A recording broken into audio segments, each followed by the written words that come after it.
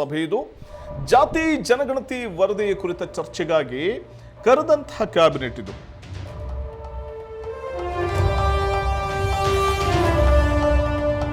ಜಾತಿ ಗಣತಿ ವರದಿ ಕುರಿತ ಚರ್ಚೆಗೋಸ್ಕರ ಕ್ಯಾಬಿನೆಟ್ ಸಭೆಯನ್ನು ಕರೆಯಲಾಗಿದೆ, ಕ್ಯಾಬಿನೆಟ್ ಮೀಟಿಂಗ್ ಕರೆಯಲಾಗಿದೆ. ಸಭೆಯಲ್ಲಿ ಸಿಎಂ ಯಾವ ನಿರ್ಧಾರಕ್ಕೆ ಬರ್ತಾರೆ, ಸಚಿವರ ಪರ ವಿರೋಧದಿಂದಾಗಿ ವರದಿ ಜಾರಿಯಿಂದ ಹಿಂದೆ ಸರಿತಾರೆ, ಈ ಕುತೂಹಲ ಕೂಡ ಇದೆ. ಏಪ್ರಿಲ್ 17ನೇ ತಾರೀಕು ವಿಶೇಷ ಕ್ಯಾಬಿನೆಟ್ ಮೀಟಿಂಗ್ ನಡೆಯಲಿದೆ.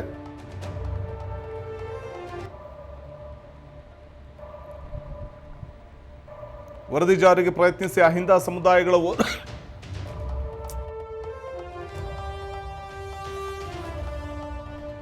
ಸಭೆಯಲ್ಲಿ ಯಾವ ನಿರ್ಧಾರ ತೆಗೆದುಕೊಳ್ತಾರೆ, ಎಲ್ಲರನ್ನೂ ವಿಶ್ವಾಸಕ್ಕೆ ತೆಗೆದುಕೊಳ್ಳುವಂಥ ಒಂದು ನಿಟ್ಟಿನಲ್ಲಿ ಮುಂದಾಗ್ತಾರಾ ಸಿಎಂ? ವರದಿ ಜಾರಿಗೆ ಪ್ರಯತ್ನಿಸಿ ಅಹಿಂದ ಸಮುದಾಯಗಳ ಓಲೈಕೆ ಮಾಡ್ತಾರಾ? ಸಚಿವ ಸಂಪುಟ ಸದಸ್ಯರಲ್ಲೇ ಪರ ವಿರೋಧ ಅಭಿಪ್ರಾಯಗಳಿದೆ. ಯಾಕಂದ್ರೆ ಸ್ವಪಕ್ಷದಲ್ಲೇ ಜಾತಿ ಗಣತಿ ವರದಿಯ ವಿಚಾರವಾಗಿ ಒಂದಷ್ಟು ವಿರೋಧಾಭಾಸಗಳಿದೆ. ಹೀಗಿರುವಾಗ ಎಲ್ಲರನ್ನೂ ವಿಶ್ವಾಸಕ್ಕೆ ತೆಗೆದುಕೊಳ್ತಾರಾ ಸಿಎಂ? ಕುತೂಹಲ ಇರುವಂಥದ್ದು. ಸೊ ಹಾಗಾಗಿ ಈ ಸಂಬಂಧ ಮುಖ್ಯಮಂತ್ರಿಗಳು ಏಪ್ರಿಲ್ 17ನೇ ತಾರೀಕು ತೆಗೆದುಕೊಳ್ಳುವಂಥ ನಿರ್ಧಾರ ಏನು ಅನ್ನೋದು ಕಾದು ನೋಡಬೇಕಿದೆ. ಒಂದು ಕಡೆ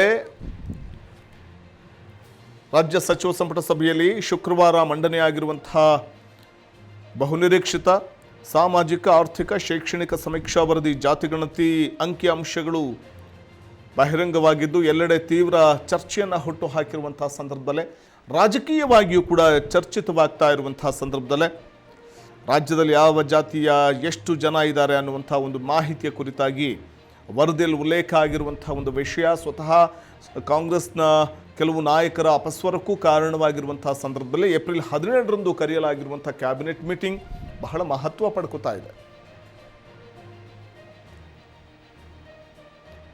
ಮತ್ತಷ್ಟು ಮಾಹಿತಿಯನ್ನು ಪಡೆಯೋಣ ನಮ್ಮ ಪ್ರತಿನಿಧಿ ಮಾರುತಿ ಅವರಿಂದ. ಮಾರುತಿ, ಜಾತಿ ಗಣತಿ ವರದಿ ವಿಚಾರವಾಗಿ ಈ ರಾಜ್ಯಕ್ಕೆ ಕೆಸರು ಚಾಟ ಕಾರಣ ಆಗಿದೆ ಈ ಒಂದು ವಿಚಾರ. ಸೊ ಹೀಗಿರುವಾಗ ಏಪ್ರಿಲ್ 17ರಂದು ಕರೆಯಲಾಗಿರುವಂಥ ಕ್ಯಾಬಿನೆಟ್ ಮೀಟಿಂಗ್ ಎಷ್ಟು ಮಹತ್ವ ಪಡ್ಕೋತಾ ಇದೆ ಮಾರುತಿ? ಜಾತಿ ಗಣತಿ ವರದಿ ಏನು ಮೊನ್ನೆ ಕ್ಯಾಬಿನೆಟ್ ನಲ್ಲಿ ಚರ್ಚೆ ಆದಾಗಿಂದಲೂ ಕೂಡ ಸಾಕಷ್ಟು ವಿಚಾರದಲ್ಲಿ ಚರ್ಚೆ ಆಗ್ತಿರೋದು. ಯಾಕೆಂದ್ರೆ ಈಗಾಗಲೇ ಲಿಂಗಾಯತ ಮತ್ತು ಒಕ್ಕಲಿಗ ಸಮುದಾಯದ ಈ ಏನು ಜಾತಿ ಗಣತಿ ನಡೆದಿದೆ ಅದರಲ್ಲಿ ಕಮ್ಮಿ ತೋರಿಸಲಾಗಿದೆ, ಮತ್ತು ಅದೇ ರೀತಿಯಿಂದ ಮುಸ್ಲಿಮ್ಸ್ ಆಗಿರ್ಬೋದು, SC ST ಜನಾಂಗವನ್ನ ಹೆಚ್ಚು ತೋರಿಸಲಾಗಿದೆ ಎಂಬುದು ಕೂಡ ಈಗ ಚರ್ಚೆ ಆಗ್ತಿರೋ ವಿಚಾರ. ಮೊನ್ನೆ ಕ್ಯಾಬಿನೆಟ್ ನಲ್ಲೂ ಕೂಡ ಲಿಂಗಾಯತ ಮತ್ತು ಒಕ್ಕಲಿಗ ಸಮುದಾಯದ ನಾಯಕರು ಕೂಡ ಇದನ್ನ ವಿರೋಧ ಮಾಡಿದ್ದಾರೆ ಎಂಬುದು ಕೂಡ ಈಗಿನ ರಾಜಕೀಯ ವಲಯದಲ್ಲಿ ಚರ್ಚೆ ಆಗ್ತಿರೋಂಥದ್ದು. ಇದರ ಮಧ್ಯೆ ಈಗಾಗಲೇ ಸ್ವಾಮೀಜಿಗಳಾಗಿರ್ಬೋದು, ಅಂದ್ರೆ ಆ ಸಮುದಾಯದ ಏನ್ ಸ್ವಾಮೀಜಿಗಳಿದ್ದಾರೆ ಅವರು ಕೂಡ ವಿರೋಧವನ್ನ ವ್ಯಕ್ತಪಡಿಸ್ತಿದ್ದಾರೆ. ಇದು ನ್ಯಾಯಬದ್ಧವಾಗಿ ಆಗಿಲ್ಲ. ಯಾಕೆಂದ್ರೆ ಯಾರು ಕೂಡ ಮನೆ ಹತ್ರ ಹೋಗದೆ ಕೇವಲ ಎಲ್ಲೋ ಒಂದ್ ಕಡೆ ಒಂದಷ್ಟು ಜನಗಳನ್ನ ಸಂದರ್ಶನ ಮಾಡಿ ಮಾತ್ರ ಈ ಜಾತಿ ಗಣತಿ ವರದಿಯನ್ನ ಮಾಡಿದ್ದಾರೆ. ಇದು ಅವೈಜ್ಞಾನಿಕವಾಗಿದೆ ಅಂತ ಕೂಡ ಸಾಕಷ್ಟು ಆರೋಪಗಳನ್ನ ಕೇಳಿ ಬರ್ತಾ ಇರೋಂಥದ್ದು. ಇದೇ ತಿಂಗಳು 17ನೇ ತಾರೀಕು ವಿಶೇಷ ಕ್ಯಾಬಿನೆಟ್ ನನ್ನ ಸಿಎಂ ಸಿದ್ದರಾಮಯ್ಯ ಅವರು ಕರೆದಿರೋಂಥದ್ದು. ಈ ಕ್ಯಾಬಿನೆಟ್ ನಲ್ಲಿ ಮುಂದಿನ ನಿರ್ಣಯಗಳು ಏನಾಗಬೇಕು, ಜಾತಿ ಗಣತಿ ವಿಚಾರವಾಗಿ ನಾವೆಲ್ಲ ಯಾವ ನಿರ್ಧಾರಗಳನ್ನ ಕೈಗೊಳ್ಬೇಕೆಂಬ ಬಗ್ಗೆ ಚರ್ಚೆ ನಡೆಸಲು ಈ ವಿಶೇಷ ಕ್ಯಾಬಿನೆಟ್ ಅನ್ನ ಕರೆದಿರುವಂತದ್ದು. ಈ ಕ್ಯಾಬಿನೆಟ್ ನಲ್ಲಿ ತಜ್ಞರ ಸಮಿತಿ ಮಾಡುವಂತದ ಅಥವಾ ಉಪ ಸಮಿತಿ ಮಾಡುವಂಥದ್ದು ಅಥವಾ ಜಾರಿಗೊಳಿಸೋದಂತ ಈ 3 ಅಂಶಗಳ ಆಧಾರದ ಮೇಲೆ ಚರ್ಚೆ ಆಗುತ್ತೆ. ಅದರ ಮಧ್ಯೆ ಏನು ಈ 4 ದಿನಗಳ ಗ್ಯಾಪ್ ಇದೆ, ಆ ಗ್ಯಾಪ್ ನಲ್ಲಿ ಕೂಡ ಎಲ್ಲಾ ಸಚಿವರು ಕೂಡ ಚರ್ಚೆ ಮಾಡಲು ಮತ್ತೆ ಅದನ್ನ ಸ್ಟಡಿ ಮಾಡಲು ಕೂಡ ಸಿಎಂ ಸಿದ್ದರಾಮಯ್ಯ ಅವಕಾಶ ಕೊಟ್ಟಿರುವಂತದ್ದು. ಇದಕ್ಕೆ ಸಂಬಂಧಪಟ್ಟಂತೆ ಏನು ಲಿಂಗಾಯತ ಮತ್ತು ಒಕ್ಕಲಿಗ ಸ್ವಾಮೀಜಿಗಳು ಕೂಡ ತಮ್ಮ ನಾಯಕರ ಸಭೆಗಳನ್ನ ಕರೀತಾರೆ ಎಂಬುದು ಕೂಡ ಚರ್ಚೆ ಆಗ್ತಿರೋದು. ಇಲ್ಲಿವರೆಗೂ ಕೂಡ ಅಧಿಕೃತವಾಗಿ ಯಾವುದೇ ಸ್ವಾಮೀಜಿಗಳು ಕೇಳಿಲ್ಲ. ಬಟ್ ಮುಂದಿನ ದಿನಗಳಲ್ಲಿ ಏನು ಇದನ್ನ ಸಭೆಯನ್ನ ಕರೆಯುವ ಸಾಧ್ಯತೆ ಕೂಡ ಇರುವಂತದ್ದು. ಒಟ್ಟಲ್ಲಿ ಕೆಲ ನಾಯಕರಿಗೆ ಇದಿಷ್ಟ ಇದ್ರು ಕೂಡ ಕೆಲ ರಾಜಕೀಯ ನಾಯಕರಿಗೂ ಕೂಡ ಏನು ಇಷ್ಟ ಅದ್ರ ಬಗ್ಗೆ ವಿರೋಧ ಕೂಡ ಇರುವಂತದ್ದು. ಒಟ್ಟಿನಲ್ಲಿ ಸಿಎಂ ಸಿದ್ದರಾಮಯ್ಯ ನಿರ್ಧಾರ ಏನಾಗಿತ್ತು ಎಂಬುದು ಕೂಡ ಸಾಕಷ್ಟು ಕುತೂಹಲ ಮೂಡಿಸಿರೋದು. ಯಾಕೆಂದ್ರೆ ಸಿಎಂ ಸಿದ್ದರಾಮಯ್ಯ ಅವರು ಕೂಡ ಅಹಿಂದ ನಾಯಕ ಅಂತ ಗುರುತಿಸಿಕೊಂಡಿರುವಂತದ್ದು. ಈ ವರದಿಯಲ್ಲೂ ಕೂಡ ಅಹಿಂದ ಜನಾಂಗಕ್ಕೆ ಹೆಚ್ಚು ಮತಗಳಿರುವೆ ಎಂಬುದು ಕೂಡ ಬಂದಿರುವಂತದ್ದು. ಆದ್ರೆ ಎಲ್ಲಾ ಕ್ಯಾಬಿನೆಟ್ ಸಚಿವರ ಕೂಡ ಒಪ್ಪಿಗೆ ಪಡಿಬೇಕು, ಅವರು ಕೂಡ ನಿರ್ಧಾರ ಮಾಡಬೇಕು, ಮತ್ತು ಸಚಿವರ ಒಪ್ಪಿಗೆ ಕೂಡ ಅದೇ ರೀತಿ ಶಾಸಕರ ಒಪ್ಪಿಗೆ ಕೂಡ ಪ್ರಮುಖವಾಗಿರುತ್ತೆ. ಅದರಿಂದಲೇ ಯಾವೆಲ್ಲ ನಿರ್ಧಾರಗಳು 17ನೇ ತಾರೀಕು ಆಗ್ತದೆ ಎಂಬುದು ಕೂಡ ರಾಜ್ಯದ ಜನತೆ ಆಗಿರ್ಬೋದು ಮತ್ತು ಎಲ್ಲಾ ಪಕ್ಷದ ನಾಯಕರು ಕೂಡ ಎದುರು ನೋಡ್ತಾ ಇರೋದು. ಒಟ್ಟಲ್ಲಿ ಈ ಸಂಬಂಧಪಟ್ಟಂತೆ ಇವತ್ತು ಬಿಜೆಪಿ ಶಾಸಕರು ಅಂದ್ರೆ ಏನು ಬಿಜೆಪಿ ನಾಯಕರು ಕೂಡ ಮೀಟಿಂಗ್ ಅನ್ನ ಕರೆದಿರೋದು. ಈ ಮೀಟಿಂಗ್ ನಲ್ಲಿ ನಾವೆಲ್ಲ ಯಾವ ರೀತಿಯಾದಂತಹ ತಯಾರಿಗಳನ್ನ ಆಡಿಬೇಕು, ಮತ್ತೆ ನಮ್ಮ ಜಾತಿ ಗಣತಿ ವಿಚಾರ ನಾವ್ ಯಾವ ರೀತಿ ನಿರ್ಧಾರಗಳನ್ನ ಮಾಡ್ಬೇಕೆಂಬ ಬಗ್ಗೆ ಕೂಡ ಇವತ್ತು ಬಿಜೆಪಿ ನಾಯಕ ವಿಜಯೇಂದ್ರ ಮತ್ತು ಅದೇ ರೀತಿಯಿಂದ ಆರ್ ಅಶೋಕ್ ನೇತೃತ್ವದಲ್ಲಿ ಮೀಟಿಂಗ್ ಅನ್ನ ನಡೀತಾ ಇರೋದು. ಒಟ್ಟಿನಲ್ಲಿ ಇದು ಪಕ್ಷದಲ್ಲೂ ಕೂಡ ಸಾಕಷ್ಟು ಗೊಂದಲಕ್ಕೆ ಕಾರಣ ಆಗಿರುತ್ತೆ. ಆದ್ರೆ ಸಿಎಂ ಸಿದ್ದರಾಮಯ್ಯ ನಿರ್ಧಾರ ಏನಾಗುತ್ತೆ ಎಂಬುದು ಕೂಡ 17ನೇ ತಾರೀಕು ಗೊತ್ತಾಗುವಂತದ್ದು. ಪ್ರವೀಣ್. ಮಾರುತಿ, ಈಗ ಒಂದು ಕಡೆ ಸ್ವಪಕ್ಷದಲ್ಲೇ ಒಂದಷ್ಟು ವಿರೋಧಾಭಾಸಗಳು ವ್ಯಕ್ತವಾಗಿದ್ವು ಈ ಹಿಂದೆ ಜಾತಿಗಣತಿ ಮುಖ್ಯಮಂತ್ರಿಗಳ ಕೈ ಸೇರಿದಂತಹ ಸಂದರ್ಭದಲ್ಲಿ. ಹಾಗಾಗಿ ಜಾತಿಗಣತಿ ವರದಿ ವಿಚಾರವಾಗಿ ಈಗ ಸ್ವಪಕ್ಷದಲ್ಲಿ ಒಂದಷ್ಟು ವಿರೋಧಾಭಾಸಗಳು ಕ್ಯಾಬಿನೆಟ್ ಮೀಟಿಂಗ್ ಸಂದರ್ಭದಲ್ಲಿ ಕೂಡ ವ್ಯಕ್ತವಾಗಬಹುದು ಅಂತ ಅನ್ಸುತ್ತೆ. ಸೊ ಹೇಗೆ ಟ್ಯಾಕಲ್ ಮಾಡ್ತಾರೆ ಮುಖ್ಯಮಂತ್ರಿಗಳು? ಈ ಜಾತಿಗಣತಿ ವರದಿ ಜಾರಿ ಆಗತ್ತಾ ಈ ಕುತೂಹಲ ಇದೆ. ಅಂದರೆ ಜಾರಿ ಮಾಡುವಂಥ ಒಂದು ನಿಟ್ಟಲ್ಲಿ ಎಷ್ಟು ಮಟ್ಟಿಗೆ ಅಧಿಕೃತವಾಗಿ ಪ್ರಕಟಿಸುವಂಥ ಒಂದು ನಿಟ್ಟಲ್ಲಿ CM ಮುಂದಾಗ್ತಾರೆ ಅನ್ನುವಂಥದ್ದು. ಮತ್ತೊಂದು ಕಡೆ ವಿರೋಧ ಪಕ್ಷಗಳಿಗೂ ಒಂದು ರೀತಿ ಅಸ್ತ್ರ ಕೊಟ್ಟಂತಾಗ್ಬಿಡುತ್ತೆ.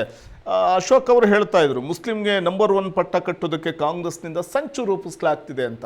ಸೊ ಹಾಗಾಗಿ ಭಾರೀ ರಾಜಕೀಯವಾಗಿ ಕೆಸರಚಾಟಕ್ಕೂ ಕಾರಣ ಆಗುತ್ತೆ, ಜೊತೆಗೆ ಸ್ವಪಕ್ಷದವರ ವಿರೋಧವನ್ನು ಕೂಡ ಎದುರಿಸಬೇಕಾಗುತ್ತೆ CM ಅಂತ ಅನ್ಸುತ್ತೆ. ಹೇಗೆ ಟ್ಯಾಕಲ್ ಮಾಡ್ತಾರೆ CM ಈ ವಿಚಾರ ಅಂತ? ಎಸ್, ಈ ವಿಚಾರದಲ್ಲಿ ಈಗ ಮೊದಲಿಂದ ಸರ್ಕಾರ ಬಂದಾಗಿದ್ದಲ್ಲೂ ಕೂಡ ಅಂದ್ರೆ CM ಸಿದ್ದರಾಮಯ್ಯ ಆಗಿರ್ಬೋದು ಮತ್ತು ಕಾಂಗ್ರೆಸ್ ಸರ್ಕಾರ ವಿರುದ್ಧ ಮುಸ್ಲಿಂ ಓಲೈಕೆ ರಾಜಕೀಯ ಮಾಡ್ತಿದ್ದಾರೆ. ಕೇವಲ ಮುಸ್ಲಿಮರಿಗೆ ಎಲ್ಲಾ ಆದ್ಯತೆಗಳನ್ನ ಕೊಡ್ತಾ ಇದ್ದಾರೆ ಅಂತ ಈಗಾಗಲೇ ಕಾಂಗ್ರೆಸ್ ಮತ್ತು ಅಂದ್ರೆ ಬಿಜೆಪಿ ಮತ್ತು JDS ನಾಯಕರು ಒಟ್ಟಾಗಿ ಆರೋಪಗಳನ್ನ ಮಾಡ್ತಾ ಇರೋದು. ಈಗ ಜಾತಿ ಗಣತಿ ವಿಚಾರದಲ್ಲೂ ಕೂಡ ಲಿಂಗಾಯತ ಮತ್ತು ಒಕ್ಕಲಿಗ ಸಮುದಾಯಕ್ಕಿಂತ ಮುಸ್ಲಿಂ ಸಮುದಾಯ ಮತಗಳು ಜಾಸ್ತಿ ಇದಾವೆ, ಅವರೇ ಹೆಚ್ಚಿನ ಜನಸಂಖ್ಯೆ ಇದ್ದಾರೆ ಎಂಬುದು ಕೂಡ ಈಗ ವರದಿಯಲ್ಲಿ ಬಂದಿರುವಂತದ್ರಿಂದ ಇದು ಸಾಕಷ್ಟು ರಾಜಕೀಯ ಕೆಸರಾಟಕ್ಕೆ ಕಾರಣ ಆಗಿರೋದು. ಈಗಾಗಲೇ ಅಶೋಕ್ ಆಗಿರ್ಬೋದು, ವಿಜಯೇಂದ್ರ ಆಗಿರ್ಬೋದು ಮತ್ತು ಇದರ ವಿಚಾರದಲ್ಲಿ ಈ ಕಡೆ ಈಗಾಗಲೇ ಮೀಟಿಂಗ್ ಅನ್ನ ಕರೆದಿರೋದು. ಪ್ರಮುಖವಾಗಿ ಈ ಮೀಟಿಂಗ್ ನಲ್ಲಿ ಪರ ಅಥವಾ ಇರುವಂತಹ ವಿರೋಧ ಮಾಡೋದು ಎಂಬ ಬಗ್ಗೆ ಕೂಡ ಚರ್ಚೆ ಆಗುತ್ತೆ. ನಂತರ ಆ ಸಮುದಾಯದ ಸ್ವಾಮೀಜಿಗಳಾಗಿರ್ಬೋದು ಮತ್ತೆ ಎಲ್ಲಾ ನಾಯಕರನ್ನ ಚರ್ಚೆ ಮಾಡಿ ಹೈಕಮಾಂಡ್ ಗಮನಕ್ಕೆ ಈ ಜಾತಿ ಗಣತಿ ವಿಚಾರದಲ್ಲಿ ಏನ್ ನಡೀತಿದೆ ಅದನ್ನ ಹೈಕಮಾಂಡ್ ಗಮನಕ್ಕೆ ತರೋದು ಕೂಡ ಬಿಜೆಪಿ ಉದ್ದೇಶ ಆಗಿರ್ತದೆ. ಆ ನಂತರ ಹೈಕಮಾಂಡ್ ನಾಯಕರು ಏನ್ ತೀರ್ಮಾನ ಮಾಡ್ತಾರೆ, ಅವ್ರು ಏನು ಸಂದೇಶ ಕಳಿಸ್ತಾರೆ, ಅದರ ಆಧಾರದ ಮೇಲೆ ಜಾತಿ ಗಣತಿ ವಿಚಾರದಲ್ಲಿ ರಿಯಾಕ್ಷನ್ ಕೂಡ ಒಂದೇ ಆಗಿರ್ಬೇಕು. ಯಾಕೆಂದ್ರೆ SC ಸಮುದಾಯದ ಅಥವಾ ST ಸಮುದಾಯದ ಆಗಿರ್ಬೋದು ಈ ರೀತಿ ನಾಯಕರು ಒಂದು ಹೇಳಿಕೆಗಳನ್ನ ಕೊಡಬಾರ್ದು, ಮತ್ತು ಲಿಂಗಾಯತ ಮತ್ತು ಒಕ್ಕಲಿಗ ಸಮುದಾಯದ ನಾಯಕರು ಕೂಡ ಒಂದೇ ಹೇಳಿಕೆ, ಬೇರೆ ಬೇರೆ ಹೇಳಿಕೆಗಳನ್ನ ಕೊಡಬಾರ್ದು. ಬಿಜೆಪಿ ನಾಯಕರು ಎಲ್ಲರೂ ಕೂಡ ಒಟ್ಟಾಗಿ ಒಂದೇ ಹೇಳಿಕೆಯನ್ನ ಕೊಡ್ಬೇಕೆಂಬ ದೃಷ್ಟಿಯಿಂದ ಇವತ್ತನ್ನ ಮೀಟಿಂಗ್ ಅನ್ನ ಕರೆದಿರೋದು. ಇದನ್ನ ಹೈಕಮಾಂಡ್ ಗಮನಕ್ಕೂ ಕೊಡ್ತಾರೆ. ಹೈಕಮಾಂಡ್ ಏನನ್ನ ನಿರ್ಧಾರ ಮಾಡುತ್ತೆ ಅದರ ಆಧಾರದ ಮೇಲೆ ಹೇಳಿಕೆಗಳನ್ನ ಕೂಡ ಕೊಡ್ತಾ ಇರೋದು.